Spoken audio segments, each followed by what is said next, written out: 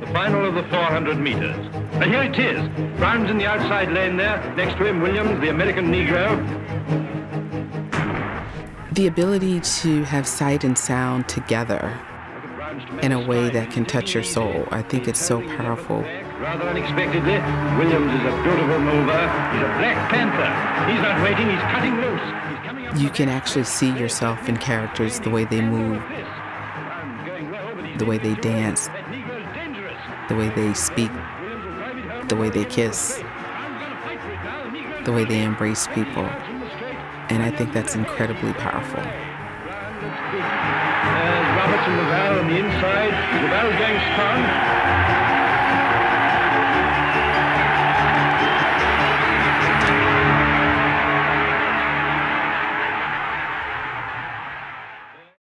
You know, my very first film changed my life, and it influenced me as a director, as an artist, as a creator. It was a film about fashion, and you think of fashion, you think of it as something that may be frivolous or not something that would create such a political and cultural storm. And working on Versailles and meeting the women, the Black models who were brave enough to be themselves on a stage at Versailles changed me. They didn't change who they were. They brought every element of who they were to the stage, unfiltered.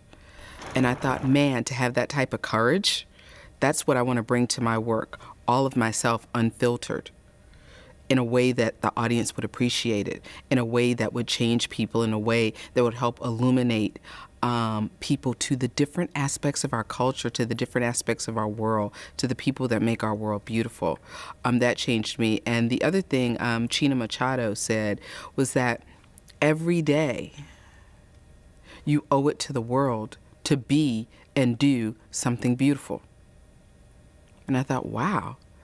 She's like, that's what beauty is about. It's not like the pretty, but it's doing and being beautiful to the world and to other people. And that changed my outlook. You know, I love listening to Nina Simone.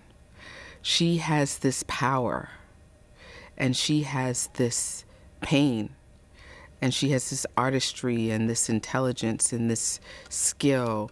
And when you put it all together, it moves you.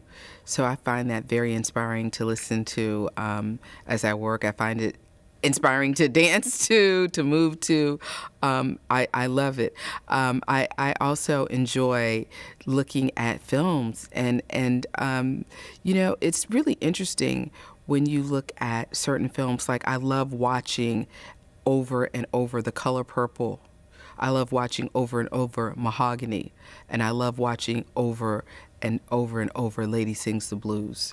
And those particular films inspire me, and they set me on a course to kind of tell different parts of our history as a country, different parts of our history as an African American person. So I would say those.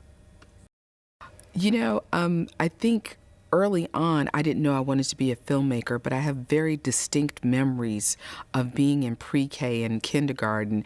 And, you know, when the teacher's preparing for the plays, I wanted to be the kid responsible and in charge and bossing everyone around and telling everyone what they were going to say and determining what the wardrobe was going to be and putting people in their places. So I didn't know that was directing, but I knew that I enjoyed it. And so my trajectory took me through advertising to get to film.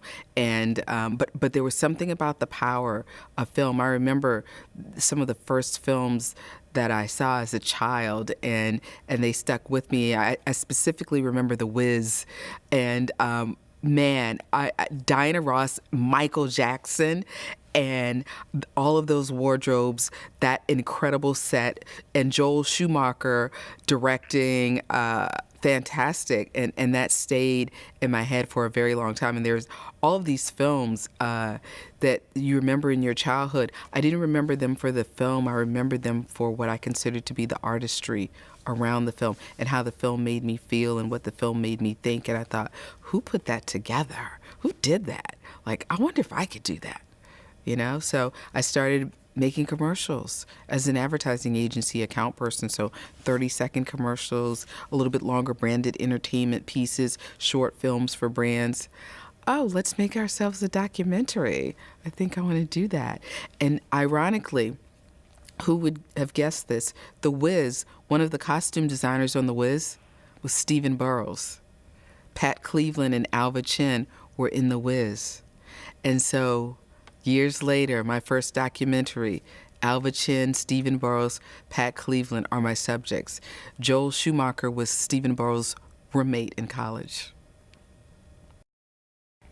My films are for everyone. I kind of, in some ways, make films for myself, but they are for everyone to enjoy and be inspired and be educated and entertained by them.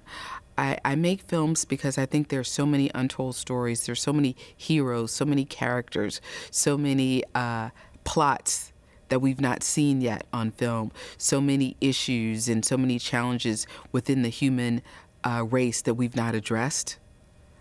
That, you know, if we address them on film, maybe that's a way that life can imitate the art, that we can actually show people what their implicit bias may look like to help them address that so that we can be a better world. I mean, we can sometimes address a subject in film a little bit easier than we can address it at the dinner table.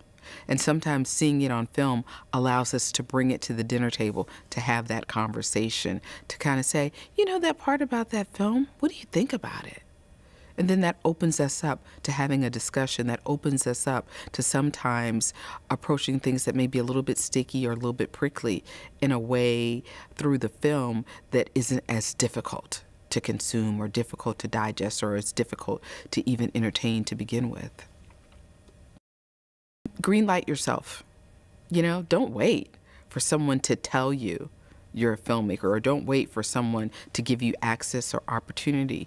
Figure that part out. Even if you have to shoot your movie on your iPhone, even if you have to borrow all of the gear at the university and return it back on Monday before anyone knows it's missing. But I didn't say that. The point is, greenlight yourself. Give yourself the opportunity to tell the types of stories that you want to tell, even if that story is 1 minute long, even if that story is 5 minutes long. Tell it. You don't need permission to be an artist. If I could change anything, I would have given myself the green light earlier. I wouldn't have waited to figure out who would allow me to make a film.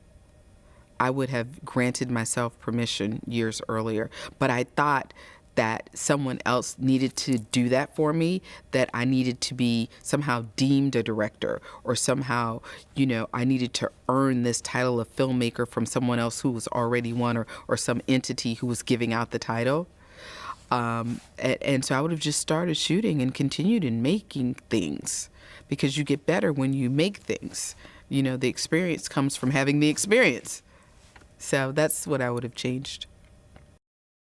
I am proud of all of the work that I've been able to participate in my entire career as an advertising person and as a filmmaker.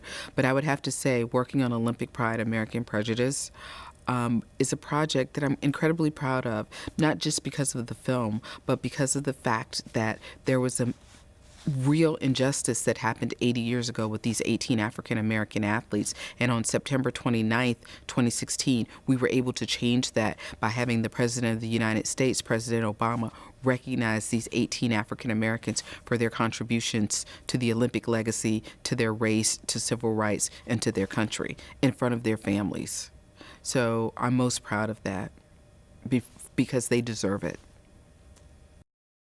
I think every university campus should have an amazing film and cinema program, not just for the makers, but for the audience. Audiences need to have art.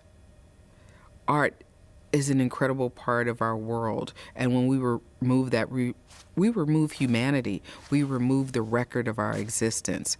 So cinema allows us to capture, and it allows us to play back our lives, our world, the things that have changed, the things that need changing. And cinema And every part of every art form needs to be a part of any learning environment when we're shaping minds and educating and inspiring and illuminating. We can't do that without art. We can't do that without film. So absolutely.